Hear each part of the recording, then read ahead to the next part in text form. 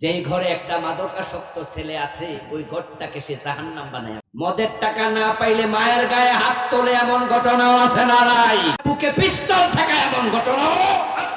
আপনার একটা বিল্ডিং ঘর আছে, যেই ঘরে আপনি গ্রিল লাগাইছেন শক্ত করে, লোহা দিয়া দরজা বানাইছেন শক্ত, রাতের বেলায় জানালা বন্ধ করলেন, দরজা বন্ধ করলেন, ভালো করে সিটকানি মারলেন, পরে আপনার বউ গলার স্বর্ণের নেকলেসটা খুলে টেবিলে রেখে দিল, হাতের মাঝে কিছু স্বর্ণের আংটি পরেছে খুলে টেবিলে রেখে ঘুমায় গেল, দরজা বন্ধ, জানালা বন্ধ, চোর এবং ডাকাত ঢোকার তো কোনো সুযোগ নাই, বিল্ডিং ঘর কেমনে ঢুকবে?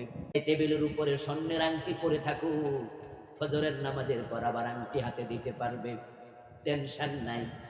কিন্তু ঘরে যদি একটা মাদকাসক্ত ছেলে থাকে, স্বর্ণের গহনা আলমারির ভিতরে ঢুকানোর পরও টেনশন কমে না।